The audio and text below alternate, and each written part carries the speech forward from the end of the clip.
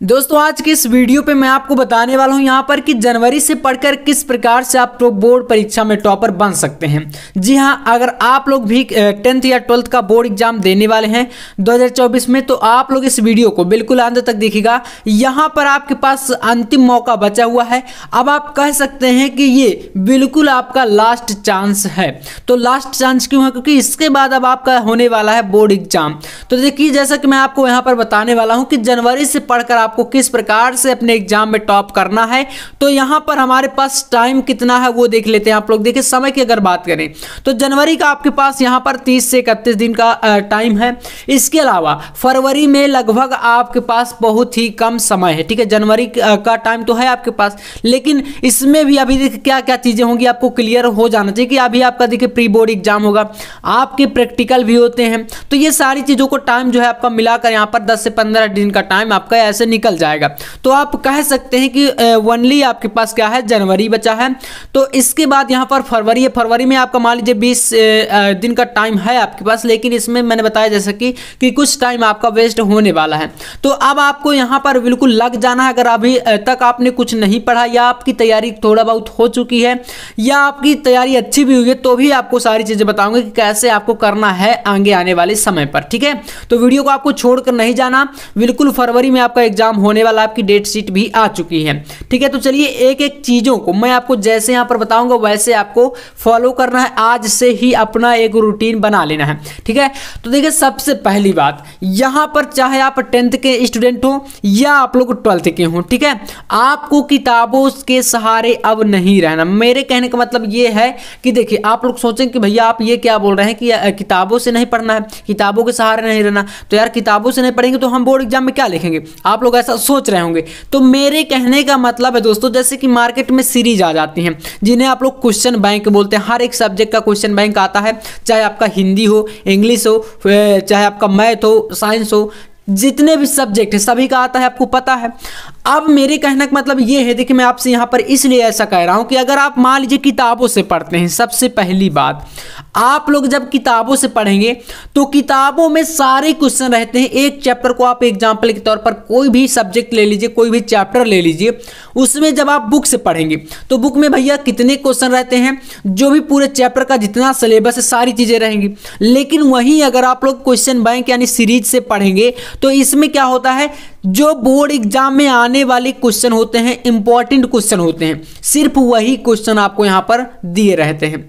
तो इसलिए मैं कह रहा हूं कि आप बुक को छोड़कर आप अब सीरीज पर अच्छे तरीके से फोकस करिए।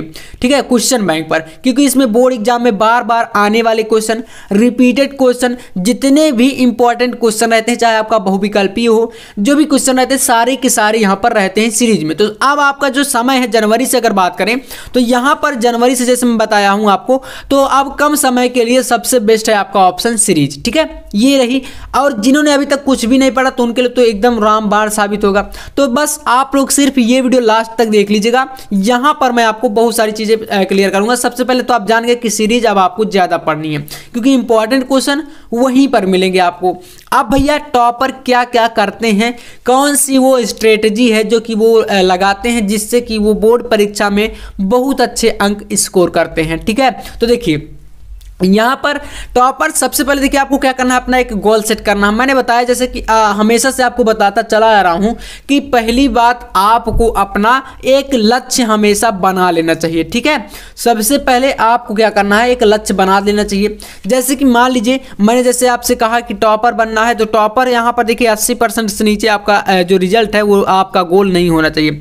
80 हो गया, 85 हो गया, या आपका 90 है, 95, जो भी लक्ष्य है वो आपको अपना एक गोल जो है अच्छे से सेट करके, और उसके अकॉर्डिंग आपको कौन सा सब्जेक्ट अच्छा तैयार है, कौन सा सब्जेक्ट सही नहीं चल रहा है, वो सब चीजें आप पूरा कैलकुलेशन अपने दिमाग में रखा करिए हर टाइम कि मुझे इतना चाहिए इस सब्जेक्ट में, अगर मुझे इतना परसेंटेज लाना है। ये कैलकुलेशन आपके दिमाग में हमेशा चलते रहने चाहिए। इसके अलावा दोस्तों अब अगर बात करें तो भैया यहाँ पर यूट्यूब और सेल्फ स्टडी ही आपका सहारा है।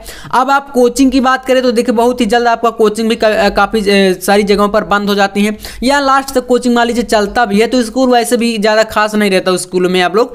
तो आप जान सकते हैं कि सेल्फ स्टडी सबसे इंपॉर्टेंट है और यूट्यूब सबसे बड़ा आपके लिए सहारा है अब, ठीक है। बस आपके ऊपर डिपेंड करता है कि आप लोग इसका सही से इस्तेमाल करते हैं या नहीं, या तो आप शॉर्ट वीडियो पर टाइम निकाल देते हैं या आप अपना स्टडी में। क्योंकि मैंने यार बताया कि अब देखिए मात्र आपके पास 30 से 40 दिन का टाइम है और इस 30 से 40 दिन में आपको करना है भैया टॉप। तो यार 40 दिन के लिए आप लोग ये सब चीज़ें जो फालतू में टाइम वेस्ट करते हैं उसको छोड़ तो सकते हैं ना, इतना तो कर सकते हैं। बाकी यहाँ पर सबसे पहले मैंने बताया कि दिमाग से आपको डर निकाल देना है कि मैं ऐसा नहीं कर सकता, मैं टॉपर नहीं बन सकता, इतना परसेंटेज नहीं ला सकता। ये चीज़ अपने दिमाग से आप लोग निकाल दीजिए। हमेशा आपको मैंने बताया कि बुक से आपको नहीं पढ़ते रहना है, दिमाग को थोड़ा सा रेस्ट भी देना है। रेस्ट का मतलब ये है कि अगर आप पढ़ाई कर रहे हैं तो 1 घंटे अगर लगातार पढ़ रहे हैं तो 1 घंटे के बाद कम से कम 10 मिनट का आप लोग रेस्ट करिए, क्योंकि लगातार अगर आप बैठे रहेंगे बुक लेकर तो वो दिमाग में नहीं जाएगा।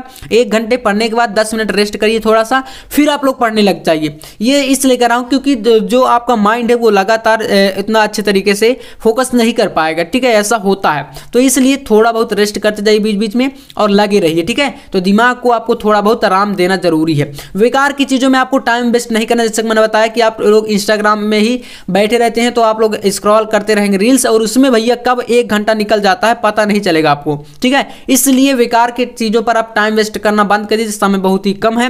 बाकी यहाँ पर आपको यूट्यूब पर और सेल्फ स्टडी पर ज़्यादा फोकस अब कर लेना है। जो भी चीज़ें कंटेंट आपको दिया जाता है उसको अच्छे से तैयार करिए। अब यहाँ पर आपको एक चीज़ फोकस करनी है भैया, हार्ड वर्क और स्मार्ट वर्क क्या होता है। देखिए काफ़ी जगह आपने सुना होगा कि भैया स्मार्ट तरीके से अगर पढ़ाई करें तो कम समय में एक अच्छा अंक अचीव किया जा सकता है, लेकिन वहीं आप लोग हार्ड वर्क करेंगे, जैसे कि आप 5, 6, 7, 8, 10 घंटे पढ़ते रहेंगे लेकिन फिर भी परसेंटेज नहीं आता तो कोई सुधार नहीं हो पाता। इसका क्या रीज़न है? तो इसके लिए मैंने बताया कि हार्ड वर्क और स्मार्ट वर्क में एक ही फ़र्क है कि स्मार्ट जो तरीके से पढ़ाई करते हैं उनको ये चीज़ें क्लियर हो जाती हैं कि भैया पेपर कैसा आएगा, पेपर का पैटर्न कैसा होगा। इसके लिए आपको प्रीवियस ईयर पेपर जो मॉडल पेपर है उनको अच्छे से देखना चाहिए। कितने प्रश्न आएंगे आपके पेपर में, चाहे कोई सा भी सब्जेक्ट, आप मान लीजिए 12th में हम लोग यहाँ पर लेते हैं कोई सब्जेक्ट, जैसे कि आप लोग हिंदी ले लीजिए, बहुत ईजी सब्जेक्ट है हिंदी, ठीक है, आप लोग हिंदी को ही ले लीजिए।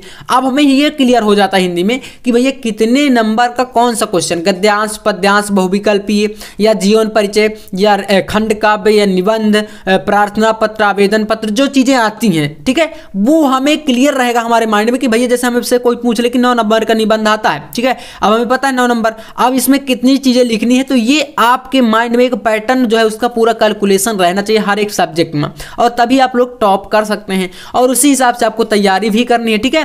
फिजिक्स केमिस्ट्री में भी आपको सारी चीजें क्लियर होनी चाहिए, आपको पता है, क्योंकि ये 2 ऐसे सब्जेक्ट हैं जो कि काफी बच्चों का एक प्रॉब्लम रहता है इसमें सबसे ज्यादा, ठीक है। अब यहाँ पर आपको सबसे पहले मैं बताया कि पूरा सिलेबस आपको पता होना चाहिए, आपके माइंड में पूरा सिलेबस अच्छे तरीके से आपको जान लेना है। पेपर पैटर्न को अच्छे से समझना, ये मैंने बता ही दिया आपको। ऑब्जेक्टिव क्वेश्चन कितने नंबर का आएगा, जैसे कि हर एक सब्जेक्ट में आपको क्लियर होना चाहिए कि फिजिक्स का, हिंदी का, इंग्लिश का, जिसमें भी सब्जेक्ट की बात करें तो ऑब्जेक्टिव कितना आएगा।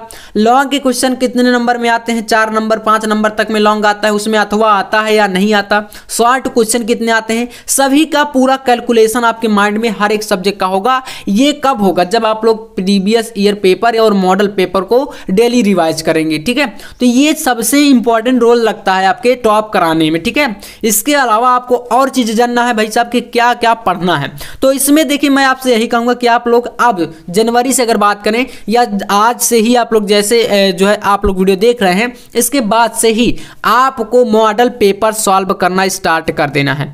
3 वर्षों के, पिछले 3 वर्षों के पेपर को सॉल्व करना है।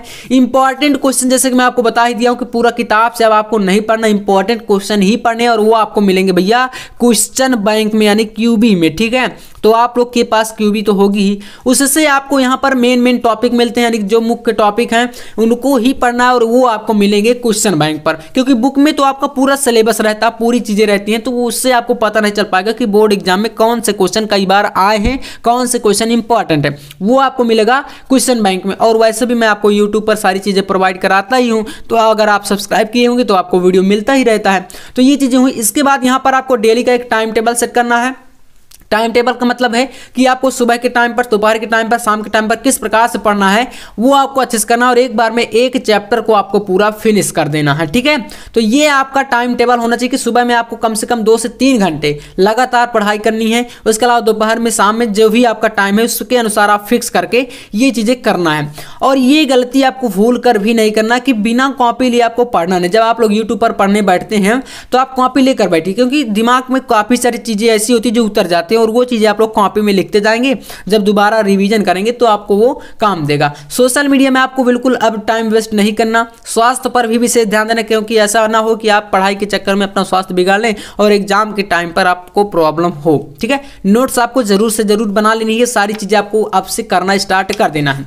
ठीक है, बोर्ड की कॉपी कैसे लिखना है, जैसे कि आप मान लीजिए आप पढ़ तो लेंगे, अब भैया बात आती है कि भैया कॉपी लिखने का तरीका आपको नहीं पता है, तब आप नंबर कैसे पाएंगे। तो इसके लिए आपको करना क्या है कि बोर्ड की कॉपी पर जो पेपर मैं आपको देता हूं उनको सॉल्व किया करिए। पीडीएफ मैं टेलीग्राम पर प्रोवाइड करा ही देता हूं, तो इनको क्या करना है, आपको सॉल्व करना है, जिससे कि आपको एक आइडिया लगेगा कि 3 घंटे का जो टाइम है उसमें कॉपी को मैं सॉल्व कर पाऊंगा पेपर को या नहीं।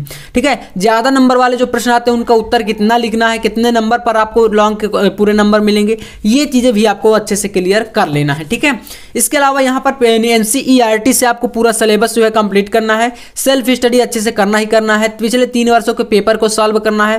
ठीक है, और कॉपी लिखने के घर पर ही प्रैक्टिस मैंने जैसा कराया करना है। और डेली का एक टारगेट बना लेना है कि एक दिन में मुझे एक चैप्टर पूरा कंप्लीट कर लेना है। ये टारगेट आपका होना चाहिए। ठीक है, स्कूल कोचिंग सारा का सारा टाइम आपको वेस्ट नहीं करना, बस इसको फिक्स तरीके से यूज कर लेना है।